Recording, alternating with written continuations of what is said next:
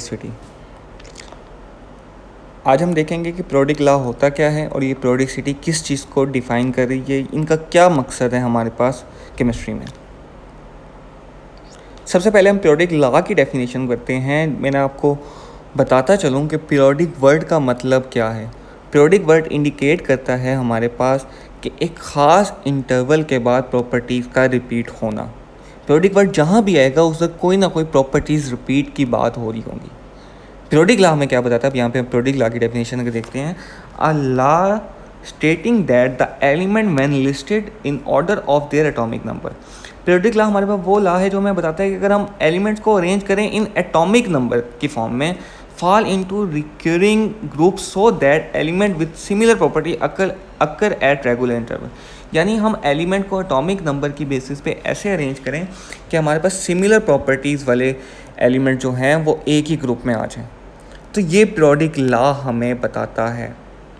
Periodicity को देखते हैं। पीरियोडिसिटी क्या होती है? पीरियोडिसिटी वर्ड आप बार बार यूज़ होता हुआ देखेंगे तो पीरियोडिसिटी इंडिकेट करती है, periodicity is the cause by regular and predictable variation in element in atomic structure.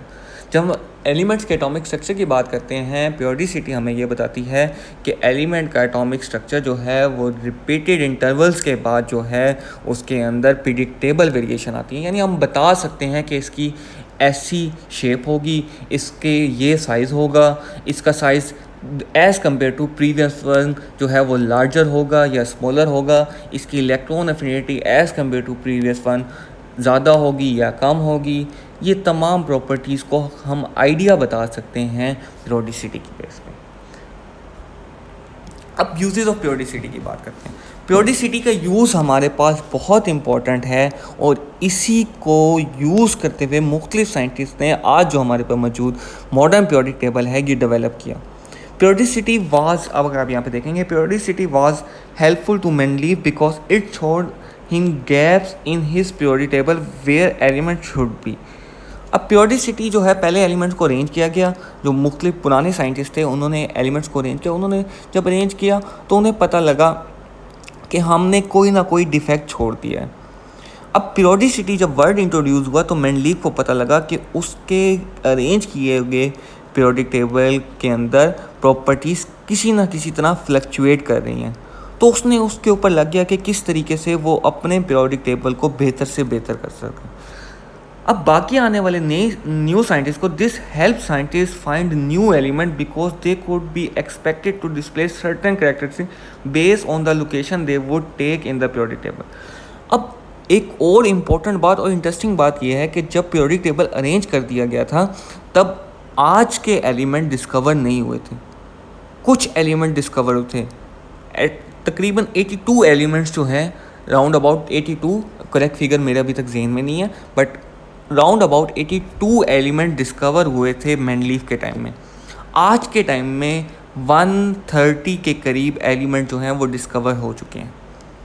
अब मेंडलीव ने हमें ऐसा पीरियोडिक टेबल दे दिया कि आने वाले एलिमेंट को हम उस पीरियोडिक टेबल में रख सकते थे और उनकी प्रॉपर्टीज़ हमें पहले से ही पता थी कि अगर ये एलिमेंट डिस्कवर होगा तो इसकी प्रॉपर्टीज़ कैसे होंगी। तो पीरियोडिसिटी का हमें ये फ़ायदा हुआ कि ग्रुप में अरेंज करने से एलिमेंट को हमें ये पता लग गया कि हम आने वाली चीज़ों को भी प्रिडिक्ट कर सकें। अब आने वाले जो एलिमेंट हैं वो उन्हीं में ऐड होते जा रहे हैं। उन्होंने उसके लिए अलग से जगह छोड़ दी। पहले से ही उन्हें पता था कि ये एलिमेंट आने वाले टाइम में डिस्कवर होंगे और इनकी प्रॉपर्टीज़ ये होंगी। तो ये पीरियोडिसिटी का हमें फ़ायदा हुआ। Know that the element have been discovered, पहले से उन्हें पता था कि एलिमेंट कौन से डिस्कवर होने वाले हैं।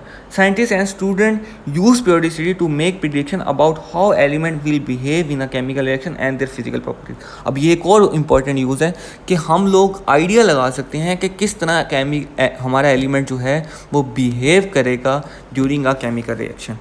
किस तरह हमें किसी एक की प्रॉपर्टी को स्टडी करके उन तमाम के ग्रुप के एलिमेंट को बता सकेंगे या पीरियोडिक टेबल को देख के आइडिया लगा सकेंगे कि किस तरह ये बिहेव करेगा ड्यूरिंग अ केमिकल रिएक्शन। इन आने वाले लेक्चर्स में हम देख लेंगे, हमें आइडिया हो जाएगा। अगर हमें पीरियोडिक टेबल स्टडी करना आ गया तो हमारे लिए केमिस्ट्री में बहुत सारे मसले जो हैं वो हल हो जाएंगे।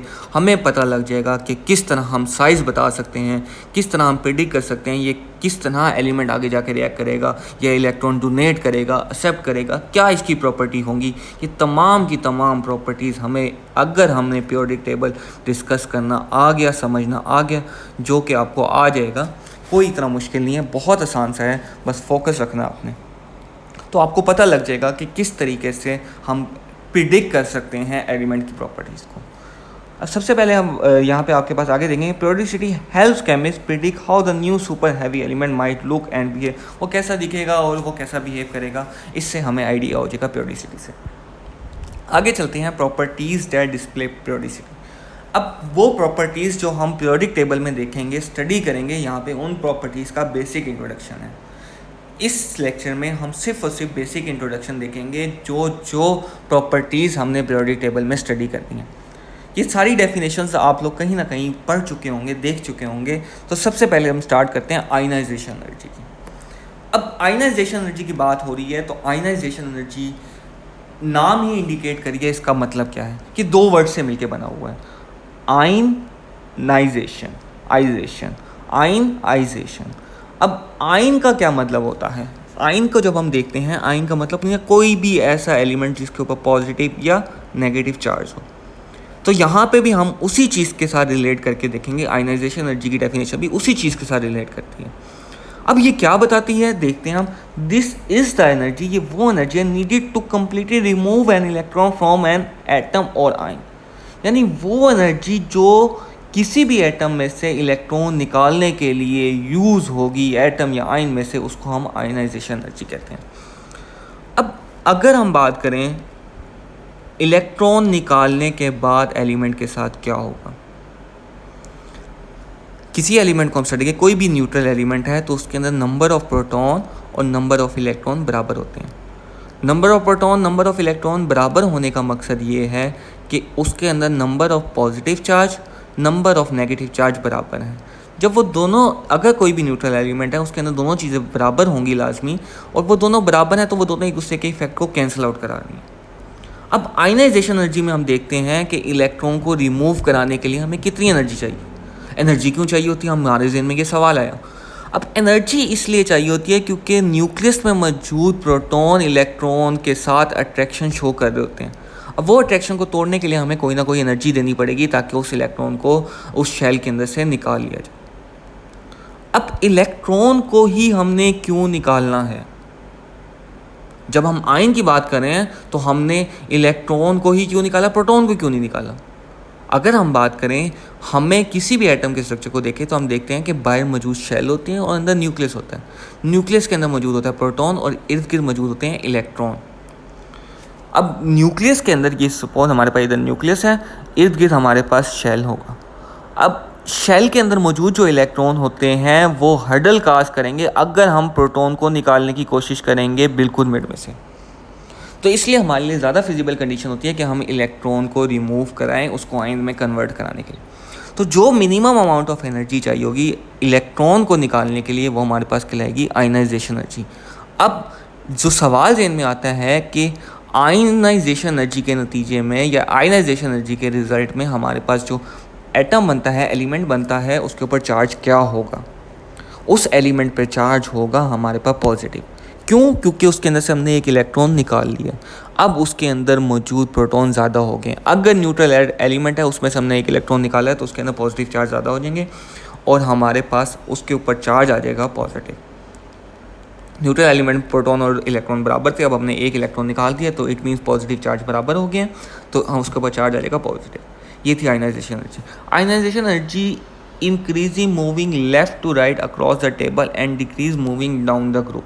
ये इसका ट्रेंड है हमारे पास टेबल में, जब हम लेफ़्ट टू राइट देखते हैं या टॉप टू बॉटम देखते हैं। इसको डिटेल से स्टडी में आगे देखेंगे, बट अभी हम सिर्फ ये देखेंगे कि इसका ट्रेंड ये है। इलेक्ट्रोनेगेटिविटी की बात करते हैं।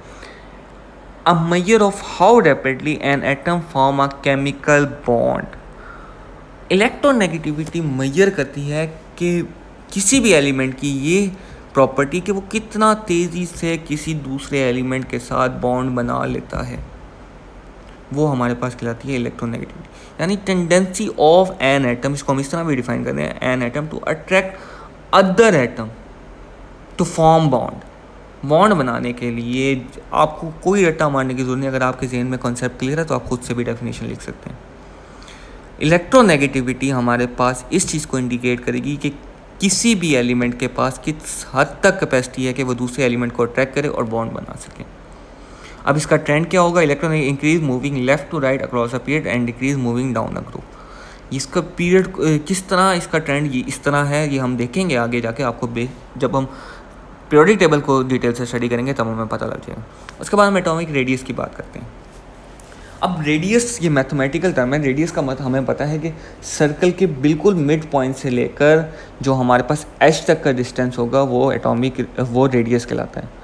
अब जब हम बात करते हैं एटम की जब हम बात करते हैं तो हमारे पास एटम के इर्द गिर्द मौजूद जो शेल होता है उसकी स्पेसिफिक बाउंड्री नहीं होती।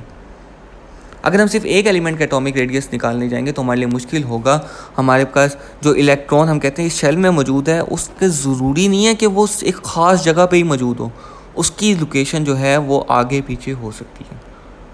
तो इस वजह से हम न्यूक्लियस से लेकर आउटर मोस्ट शेल का डिस्टेंस मेजर नहीं कर सकते सिर्फ एक एलिमेंट को लेकर। हम क्या करते हैं, हम एलिमेंट को बॉन्डिंग कराते हैं और बाउंड कराने के बाद दोनों एलिमेंट के न्यूक्लियस के दरमियान डिस्टेंस लेते हैं।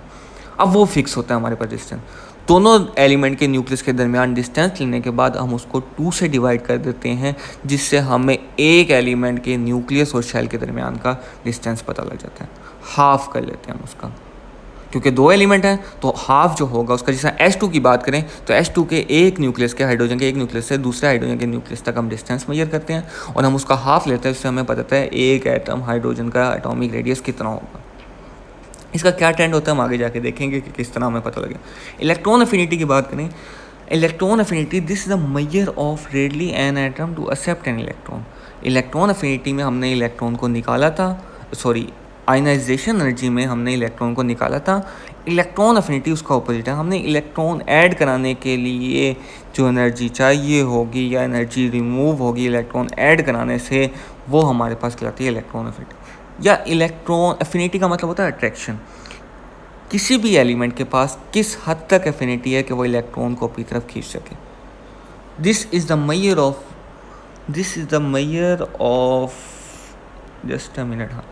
Major of readily an atom accept an electron, कि एटम के पास किस हद तक कैपेसिटी है वो इलेक्ट्रॉन को एक्सेप्ट कर सके। इसको हम इलेक्ट्रॉन अफिनिटी कहते हैं।